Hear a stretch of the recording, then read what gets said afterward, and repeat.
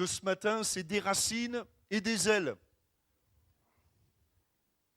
Vous savez qu'à chaque fois, je me creuse la tête pour trouver des titres, hein, des titres évocateurs, surtout que j'ai une pression familiale souvent, au niveau littéraire, alors il faut que je fasse très attention. Des racines et des ailes pour avoir des racines et du zèle. Vous avez vu ça? Bon, attends, c'est bon. Je n'en demandais pas tant. Oui, ça, ouais, c'est remis. Ouais. Vous savez que des racines et des ailes, ça vous fait penser à quoi? Une émission de télévision, hein? Bon. D'ailleurs, c'est ça qui m'a inspiré. Pas l'émission de télévision, mais le titre. Et cette émission, elle ambitionne de regarder le passé pour éclairer le présent et donner des pistes pour le futur, avec la volonté de mettre en lumière des personnalités qui agissent sur le terrain. Bon, là, j'en termine. C'est uniquement la philosophie de cette émission. Mais j'ai trouvé ça intéressant parce que, quelque part, c'est biblique. Et Dieu veut nous donner, lui aussi, de bonnes racines pour avoir de bonnes ailes. Vous savez que si nos routes n'étaient pas entretenues, en quelques mois et en quelques années, nous verrions, comment dirais-je, traverser le goudron de nos routes, nous verrions vite la nature reprendre ses droits. Les racines ont une puissance incroyable, enfin les racines de certains arbres en tout cas, ont une puissance incroyable. Difficilement mesurable, et il nous faut des bonnes racines dans notre vie. Et je lisais encore cette semaine, alors un constat scolaire, après on va aller à la Bible, hein, mais simplement quelques points qui m'ont aussi inspiré, je vous avoue, pour cette méditation, mais un constat scolaire que j'ai lu dans un journal la semaine dernière. Au sortir du primaire, de l'école primaire, seuls 57% des élèves possèdent ce qu'on appelle, enfin ce que les enseignants appellent la culture de base, notamment en ce qui concerne l'histoire et la géographie. Et la moitié, écoutez bien, la moitié des collégiens testés en histoire, géographie, n'est même pas capable de répondre à une question sur deux. Et donc les enseignants en ce moment se posent la question, mais comment se fait-il qu'il y ait un tel déficit en ce qui concerne l'histoire? Et ce journaliste d'expliquer ce désintérêt pour l'histoire par ces mots, et écoutez bien, j'ai trouvé ça intéressant parce qu'il me semble que c'est un petit peu l'esprit du monde là, qui est manifesté. L'horizon de la vie de ces jeunes gens, c'est leur nombril. Sa raison d'être, c'est la satisfaction de leurs envies les plus dérisoires, nouveaux portables ou shopping entre filles. Nous produisons une jeunesse hors sol comme des tomates, sans aucun lien avec la civilisation qui les a précédés. Ils considèrent que tout ce qui est vieux est ringard. Être moderne signifie être inculte. C'est la destruction de nos racines et avec elles, de notre avenir. Alors on pourrait sourire et on pourrait se dire, somme toute, ce n'est pas dramatique, ce n'est pas grave, mais il me semble que dans la constitution de notre identité, si je ne sais pas ce que je suis ou qui je suis, je ne vais pas aller bien loin. Et Dieu veut nous donner de profondes racines. Et on va voir que dans la parole de Dieu, les hommes de Dieu, les femmes de Dieu qui ont marqué leur génération ont été des hommes, des femmes, enfin là en tout cas on parlera d'hommes ce matin, on ne peut pas étendre à tout, mais vous regarderez dans la Bible tous ces exemples, des hommes, des femmes qui se sont laissés interpeller par Dieu au plus profond, qui ont laissé, de nouvelles racines grandir dans leur cœur. La Bible nous dit dans Ésaïe chapitre 11, verset 1er, « Un rameau sortira du tronc d'Isaïe et un rejeton naîtra de ses racines. L'esprit de l'Éternel reposera sur lui, esprit de sagesse et d'intelligence, esprit de conseil et de force, esprit de connaissance et de crainte de l'Éternel. » Voilà que ce verset nous parle, la plupart d'entre vous le savent en tout cas, c'est une prophétie concernant Jésus, ce rameau qui sortira, ce rejeton qui sortira de ses racines, c'est la personne de Jésus. Et Jésus, littéralement, le message de Jésus, la personne de Jésus, le message de l'Évangile, est un message de transformation, est un message radical. Là encore, nous avons du mal à mesurer combien le christianisme a de conséquences sur toute notre civilisation. par exemple, l'abolition, on était en Martinique, hein, ça fait la troisième fois qu'on va en Martinique, un pays, j'allais dire un pays des îles, et les gens de couleur qui sont ici le savent bien, les Antillais, et puis les Africains, et les Réunionnais le savent, comment dire, certaines couleurs de peau ont été largement marquées, leur histoire a été marquée par l'esclavage. Oui, non? C'est une réalité, c'est comme ça. Et savez-vous que l'abolition de l'esclavage a trouvé ses racines dans la Bible? Savez-vous que l'égalité des sexes a trouvé ses racines dans la Bible? Savez-vous que le fait que l'enfant soit considéré aujourd'hui, ça fait pas longtemps que nos enfants aujourd'hui sont considérés comme des enfants quand ils sont enfants. Mais autrefois, il fut un temps où l'enfant n'avait pas d'enfance. Si on revient quelques décennies en arrière, l'enfant n'avait pas d'enfance.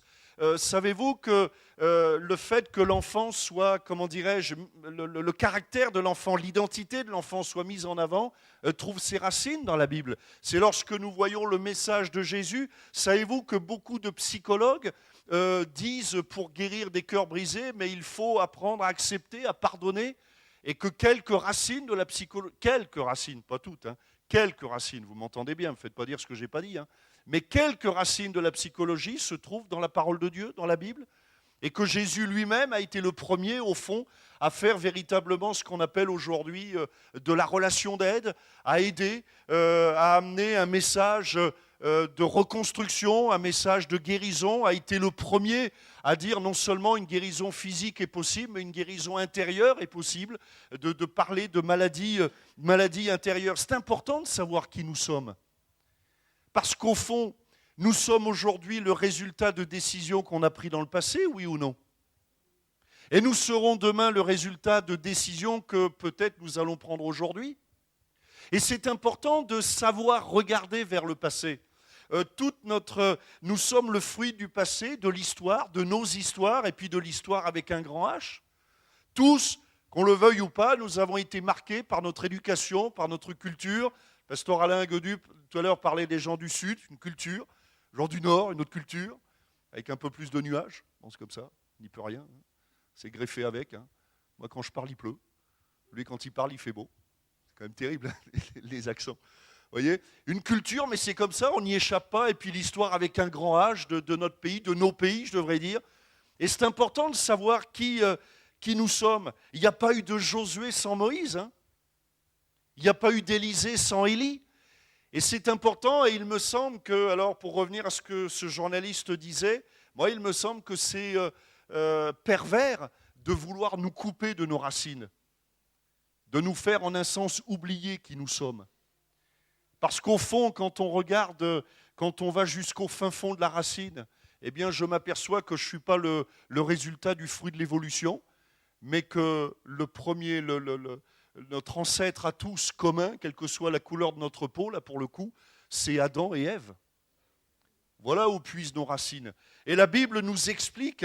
Alors, j'aimerais vous parler de Gédéon. Gédéon, il a eu de nouvelles racines pour avoir de nouvelles ailes. On va aller dans Juges, chapitre 6, verset 11. Juges, chapitre 6, verset 11. Puis vint l'ange de l'Éternel, et il s'assit sous le térébinthe d'Ophra qui appartenait à Joas de la famille d'Abiézer, si vous cherchez des prénoms. Gédéon, son fils, battait du froment au pressoir pour le mettre à l'abri de Madian. L'ange de l'Éternel lui apparut et lui dit « L'Éternel est avec toi, vaillant héros. » Gédéon lui dit « Ah, mon Seigneur, si l'Éternel est avec nous, pourquoi toutes ces choses nous sont-elles arrivées? Et où sont tous ces prodiges que nos pères nous racontent quand ils disent « L'Éternel ne nous a-t-il pas fait monter hors d'Égypte?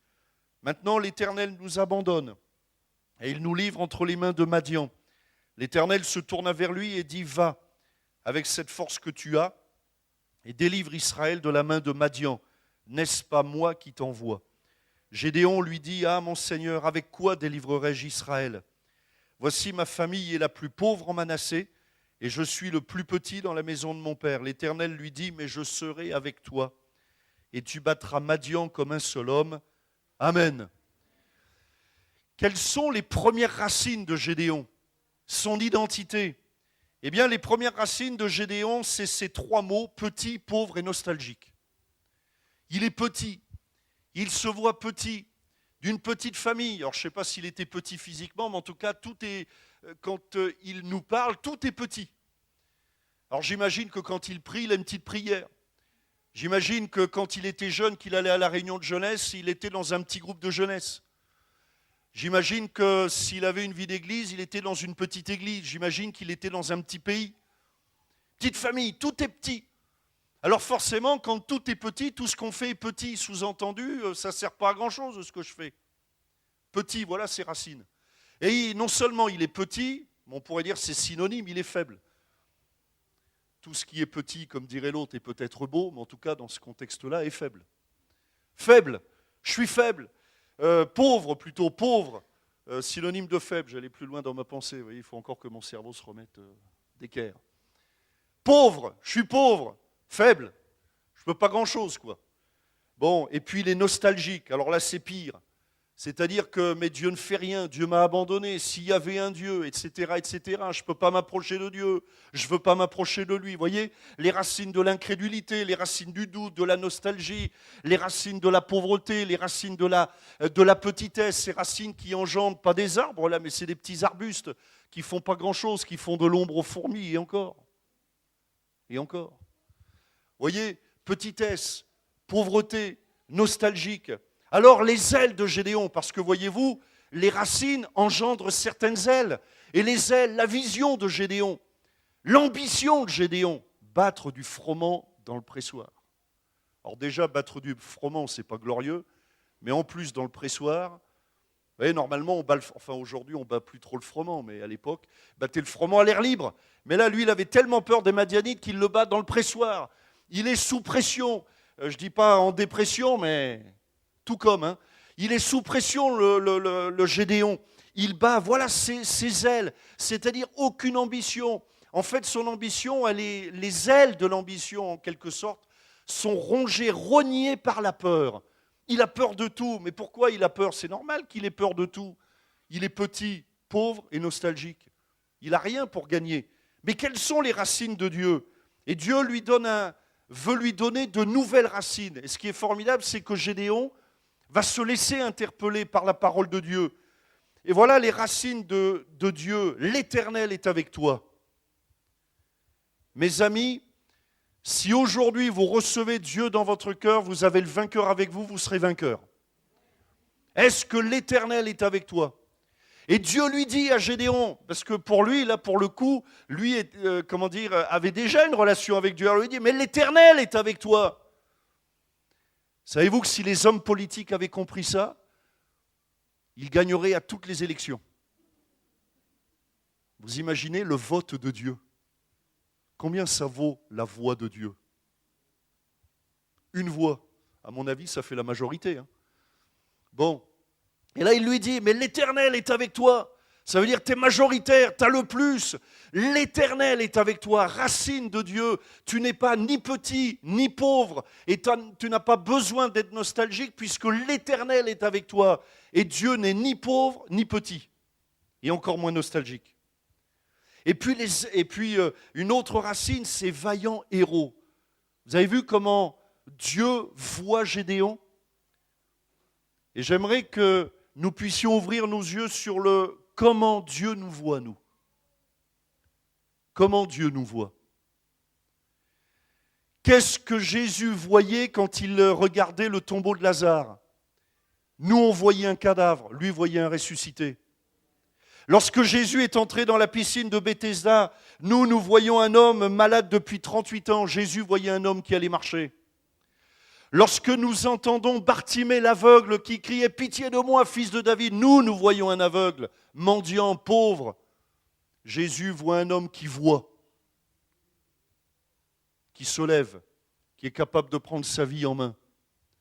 Lorsque nous voyons cette pauvre Samaritaine qui va puiser de l'eau au puits de Jacob, nous voyons une pauvre femme qui a des gros problèmes conjugaux. Jésus voit une femme qui va être complètement transformée par une parole. Comment est-ce que vous vous voyez? Et maintenant la question c'est qu'est-ce que Dieu voit? Est-ce que Dieu voit quelqu'un qui peut être délivré de la puissance du péché, délivré du passé, délivré de la petitesse, délivré de la pauvreté, délivré même de la malédiction. Je parlais de racines. Mes racines, moi, familiales, elles puisaient dans la sorcellerie. Mes racines. Jusqu'au jour où la parole de Jésus est intervenue dans ma vie et la malédiction a été arrachée. Elle a la foi, la petite. Hein. Des fois, il faudrait leur greffer des tototes. Vous voyez, tototes portables. Bon. Nouvelle racine. Lève-toi, vaillant héros, l'Éternel est avec toi. Et alors, ça produit de nouvelles ailes. Et Dieu n'avait pas l'ambition que Gédéon batte du froment toute sa vie. Qu'est-ce que Dieu lui dit? Voilà la vision de Dieu, les ailes de Dieu. Je serai avec toi, c'est déjà pas mal. Je serai avec toi.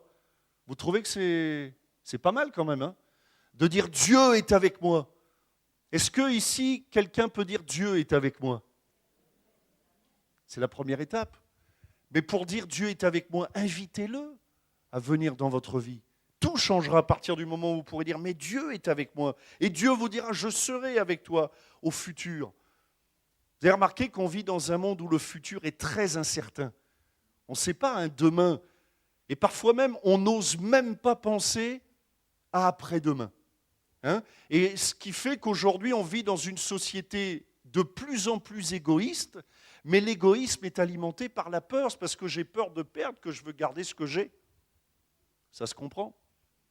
Ce n'est pas acceptable, mais ça se comprend. Et alors, Dieu nous dit, je serai avec toi, c'est-à-dire qu'il nous bannit la peur de l'avenir. Demain, t'inquiète pas, je serai avec toi. Je serai avec toi les ailes et tu battras Madian. C'est autre chose. Dire tu avanceras dans la vie. Tu combattras comme si Dieu disait à un de ses enfants, à un croyant, à un chrétien, tu feras, c'est toi qui feras reculer la puissance des ténèbres. La maladie reculera, la dépression reculera, les mauvaises nouvelles reculeront. Voilà les ailes que Dieu veut nous donner. Tu battras Madian comme un seul homme. Parlons de David aussi. 1 Samuel chapitre 16 verset 11, de nouvelles racines, de nouvelles ailes. Regardez David, le roi David. Hein. Samuel dit à Isaïe, sont-ce là tous tes fils? Et il répondit, il reste encore le plus jeune. Mais il fait paître les brebis. Il y a parfois des mais positifs et puis il y a des mais, je trouve, restrictifs. Hein. Mais non seulement il est jeune, mais il fait paître les brebis. Vous avez compris? Lui, il a tout loupé. Hein. Il a tout raté. On ne l'a même pas inscrit au lycée, lui. Pas compliqué. Il fait paître les brebis. Bon, c'est comme ça. Alors Samuel dit à Isaïe, envoie-le chercher, car nous ne nous placerons pas avant qu'il ne soit venu ici. Isaïe l'envoya chercher. Or, il était blond, avec de beaux yeux et une belle figure. L'Éternel dit à Samuel, lève-toi, oins-le, car c'est lui. Samuel prit la corne d'huile et l'oignit au milieu de ses frères. L'Esprit de l'Éternel saisit David. À partir de ce jour et dans la suite, Samuel se leva et s'en alla à Rama. Alors, quelles sont les racines de David? Là encore, les racines de David, c'est le plus jeune. Il est blond, de beaux yeux, une belle figure. Je sais pas, c'est bizarre parfois la Bible. Hein. Moi, souvent, je dis, mais Seigneur, c'est pas que ta parole, elle n'est pas intéressante, mais là, il n'y avait pas autre chose à écrire qu'il est blond. Hein? On a l'impression de lire Gala. Il est blond, il a de beaux yeux. Mais vous savez que dans la parole de Dieu, tout est... Il n'y a rien de comment dirais-je, comment vous dire ça, d'inoffensif dans le bon sens, quoi. Hein. Mais j'ai l'impression que c'est comme si Dieu voulait nous montrer voilà comment les gens voyaient David, c'est le beau gosse, quoi. Vous voyez, comme aujourd'hui, on raconte des histoires sur les blondes. Ben, c'est un peu ça, c'est le beau blond.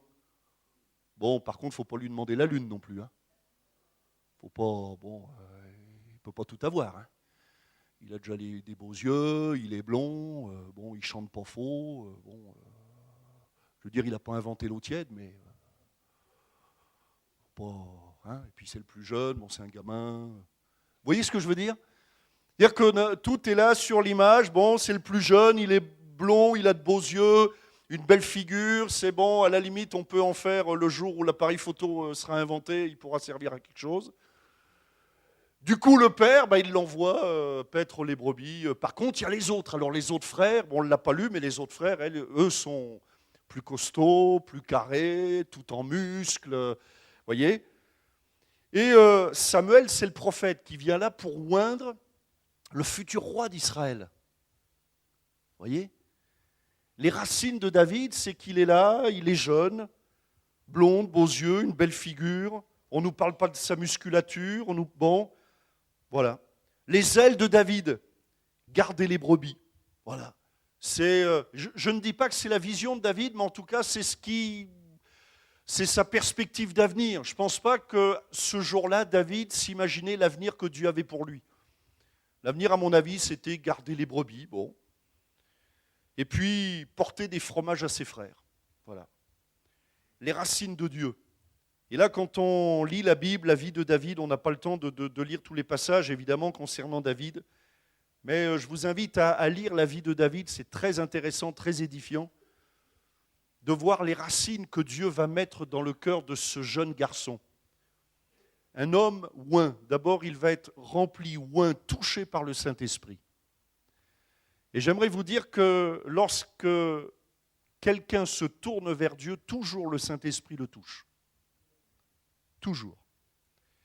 Lorsqu'on commence à invoquer le nom de Jésus, toujours le Saint-Esprit commence à nous toucher, à nous visiter, à agir, à travailler en nous. Et là, Dieu a commencé à mettre de nouvelles racines dans ce garçon, un homme oint. Et puis Dieu dira de David, homme selon mon cœur. C'est-à-dire, on pourrait dire, alors là, pour le coup, c'est plus une figure de mode, mais c'est un homme de Dieu, de la stature, un homme à qui Dieu va donner de l'épaisseur, du poids, de la valeur, de l'influence, homme selon le cœur de Dieu, et puis chantre agréable à l'Éternel. C'est-à-dire, les racines de Dieu, c'est nous faire comprendre aussi que nos prières ne sont pas vaines. Et j'aimerais vous dire de la part de Dieu qu'il n'y a aucune prière qui monte vers Dieu qui soit petite ou inefficace. Si tu crois, tu verras la gloire de Dieu. Voilà ce que dit la Bible. Si tu crois, tu verras la gloire de Dieu. Si tu commences à te tourner vers Dieu, Dieu se tournera vers toi. Et donc David a laissé ses racines grandir dans son cœur. Vous savez, comme ces racines parfois qui soulèvent des routes, là. Ces racines qui sont même capables de casser des maisons en deux. C'est ces racines qui bouleversent. C'est ces racines-là que Dieu fait grandir dans le cœur de David. Et les ailes de David. Eh bien, non seulement David deviendra l'auteur de beaucoup de psaumes qui sont dans la Bible, mais David deviendra, il est encore aujourd'hui considéré comme le plus grand roi d'Israël. Le plus grand roi d'Israël. Celui qui aura fait le plus pour son peuple, pour son pays, pour son Dieu, pourrais-je dire. Un roi qui aura eu de l'influence. Regardez 1 Samuel chapitre 17, verset 37. David dit encore, « L'Éternel qui m'a délivré de la griffe du lion et de la patte de l'ours me délivrera aussi de la main de ce Philistin. » Et Saül dit à David, « Va et que l'Éternel soit avec toi. » Vous voyez, David a d'autres racines. Ce n'est pas les racines comme on avait en Gédéon, ou vous savez, les racines du défaitisme, de l'échec, de la petitesse, mais c'est les racines de la vision de Dieu, des promesses de Dieu. Avec Dieu, rien ne peut nous arrêter. Si Dieu est avec nous, qui sera contre nous? Ou on pourrait paraphraser, si Dieu est avec nous, qui pourrait se mettre contre nous? Si Dieu est avec nous. Et c'est tout le message de l'Évangile au fond. Et regardez Jean chapitre 7, verset 42.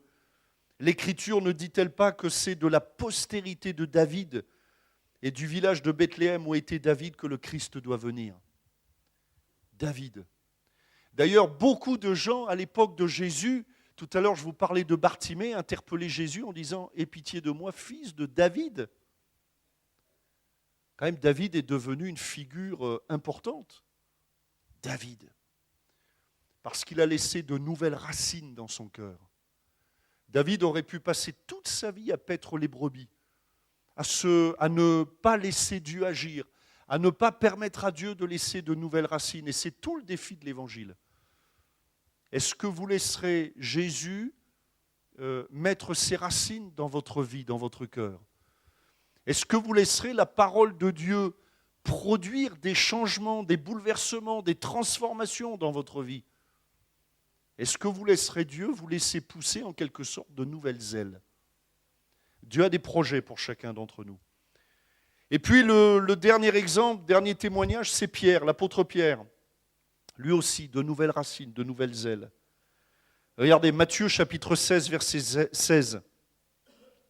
Simon-Pierre répondit, « Tu es le Christ, le Fils du Dieu vivant. » Jésus, reprenant la parole, lui dit, « Tu es heureux, Simon, fils de Jonas, car ce ne sont pas la chair et le sang qui t'ont révélé cela, mais c'est mon Père qui est dans les cieux. Et moi je te dis que tu es Pierre, et que sur cette pierre je bâtirai mon église, et que les portes du séjour des morts ne prévaudront point contre elle. Je te donnerai les clés du royaume des cieux. Ce que tu liras sur la terre sera lié dans les cieux, et ce que tu délieras sur la terre sera délié dans les cieux. » Amen. C'est quand même un mandat extraordinaire que Jésus est en train de donner à Pierre, là. Mais quelles étaient les racines de Pierre? D'abord, Pierre s'appelait Simon. Simon, ça veut dire entendant, celui qui écoute. Bon. Les ailes de Pierre, la vie de Pierre, l'ambition de Pierre, la vision de Pierre, avant de rencontrer Jésus, il était pêcheur de poissons. Bon. Les racines de Dieu. Voilà que Jésus va lui donner un autre nom, Pierre. Littéralement le rocher, le roc. Pierre. C'est-à-dire celui qui sera capable de porter quelque chose, d'apporter quelque chose. D'ailleurs, Pierre, un jour, prêchera, il y aura 3000 conversions, une prédication.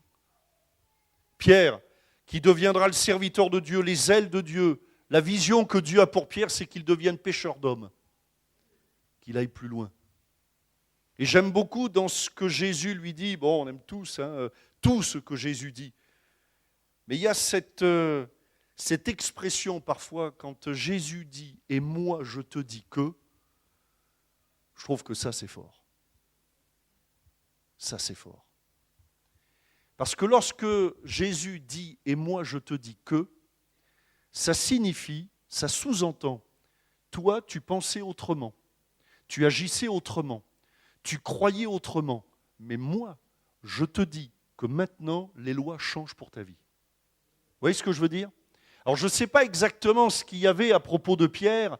Est-ce que Pierre était, je ne sais pas, bon, enfin oui, on le sait, Pierre avait des faiblesses dans sa carapace, etc. Mais j'aime beaucoup cette parole de Jésus. Et moi je te dis que. Et j'aimerais que ce matin, les uns et les autres, on reçoive cette parole de Dieu. Et moi je te dis que. Je te dis que tout n'est pas fini avec ta vie. Je te dis que, comprenez bien, ce n'est pas moi qui parle, mais que vous receviez cette parole de Dieu directement. De croire qu'il y a un « et moi je te dis que » pour chacune de nos vies. Jésus transforme le mal en bien. Et j'aime beaucoup quand Jésus dit à Pierre « et moi je te dis que ». Ça veut dire tout le reste, tu l'oublies, tu l'effaces, tu ne l'écoutes pas, tu ne l'entends pas. Moi je te dis que. Et même si ça te paraît impossible, moi je te dis que. Tu seras, moi je te dis que sur cette pierre je bâtirai mon église. Même pour Pierre ça devait paraître même incompréhensible. D'ailleurs même le mot église, vous voyez, ça devait paraître incompréhensible. Et peut-être Dieu vous dit des choses qui vous paraissent impossibles, insurmontables. Mais moi je te dis que.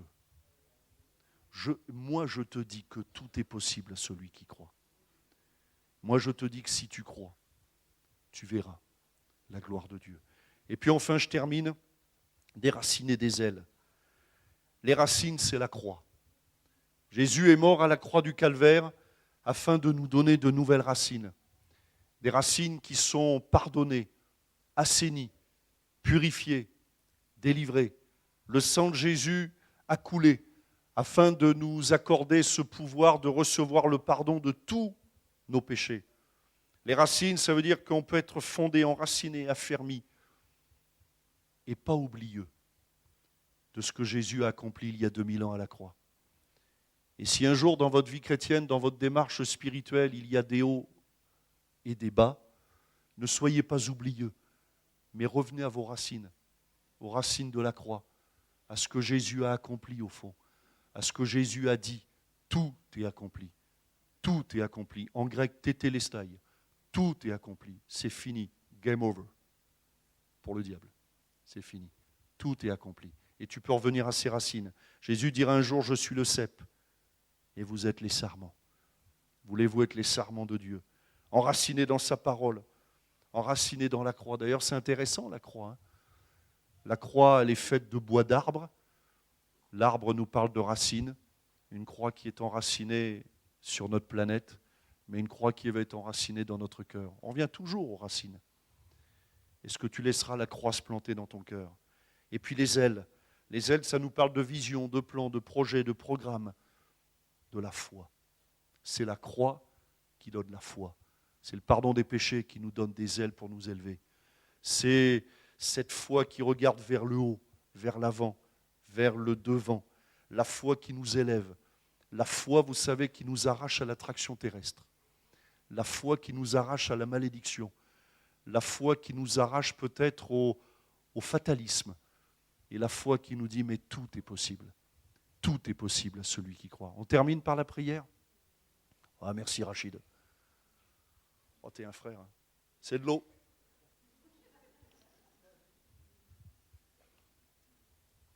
On prie quelques instants. Notre bon Père Céleste, nous te bénissons. Nous te remercions, Seigneur, parce que tu es celui qui est venu dans notre monde pour nous donner de nouvelles racines. Le diable avait laissé pousser des épines, des mauvaises herbes pour étouffer toutes les racines de la vie, de la bénédiction. Mais Jésus, tu es venu planter la croix du calvaire afin que de nouvelles racines poussent. Et je te prie, Seigneur, que dans cet auditoire des cœurs s'ouvrent, que plusieurs te découvrent comme leur sauveur, que plusieurs laissent ces nouvelles racines prendre place dans leur vie. Je te prie, Seigneur, aussi, afin que tu nous donnes de nouvelles ailes, nouvelles visions. Tu as un plan, des projets de bénédiction pour chacun d'entre nous. C'est le diable destructeur, mais toi, tu es le réparateur des brèches. Et tu agis, Seigneur, et tu interviens. Et on veut rester dans la prière. Et peut-être que vous êtes en découverte de l'Évangile. On va rester les yeux fermés, si vous le permettez. Mais nous aimerions vous inviter à vous approcher de Dieu. Peut-être vous avez besoin de confesser le nom de Jésus. Il y a peut-être des mauvaises racines dans ta vie, peut-être des choses qui sentent mauvais, des choses ténébreuses. Et tu as besoin de ces racines du salut, les racines qui viennent de la croix de Jésus, les racines de la foi, les racines de la parole de Dieu. Alors lève ta main à ta place afin que nous puissions prier quelques instants. Qui veut s'approcher de Dieu ce matin? Qui veut accepter Jésus comme son sauveur? Levez votre main, faites-le maintenant s'il vous plaît, afin que nous puissions prier. Voilà, je vous ai vu au fond, Dieu vous bénisse. Oui, je vous ai vu, Dieu vous bénisse, Dieu vous bénisse. Oui, Dieu vous bénisse, monsieur. Y aurait-il une autre personne? Levez votre main simplement, afin que nous puissions prier. Oui, je vous ai vu sur le devant, que Dieu vous bénisse. Y aurait-il d'autres personnes? Oui, je vous ai vu, madame, que Dieu vous bénisse. Vous pouvez baisser la main. Y aurait-il une autre personne? Oui, madame, je vous ai vu, Dieu vous bénisse. Dieu vous bénisse au fond. Y aurait-il une autre personne? Vous levez votre main, faites-le maintenant, s'il vous plaît, afin que nous puissions prier. Voilà, je t'ai vu, que Dieu te bénisse. Oui, je t'ai vu, Dieu te bénisse. Oui, je t'ai vu, mon grand, Dieu te bénisse. Peut-être quelqu'un d'autre. Oui, je vous ai vu, madame, Dieu vous bénisse. Je vous ai vu, madame, Dieu vous bénisse au fond. Y aurait-il une autre personne? Dieu vous bénisse, monsieur. Dieu te bénisse au fond. Y aurait-il une autre personne? Vous levez votre main et puis nous allons prier. On va prier simplement. Et vous qui avez levé la main, osez prier. Osez dire à Jésus, viens dans ma vie. Viens dans mon cœur. Notre bon Père Céleste, nous te prions pour ces amis qui s'approchent de toi. Nous te prions, Seigneur, afin que de nouvelles racines s'établissent dans leur vie. Les racines du salut, les racines de la bénédiction. Nous te prions, Seigneur, pour les racines de la guérison, ces racines de la délivrance. Tu es venu à la croix du Calvaire afin de briser le pouvoir de la malédiction. Et même celui qui est maudit au milieu de nous sera béni au nom de Jésus. Tu as transformé la malédiction en bénédiction. Tu as brisé le pouvoir de la malédiction. Merci, Seigneur, de faire pousser ces nouvelles racines au nom de Jésus et de donner à chacun d'entre nous cette vision. Seigneur, tu n'en as pas fini avec aucun d'entre nous. Amen. Amen.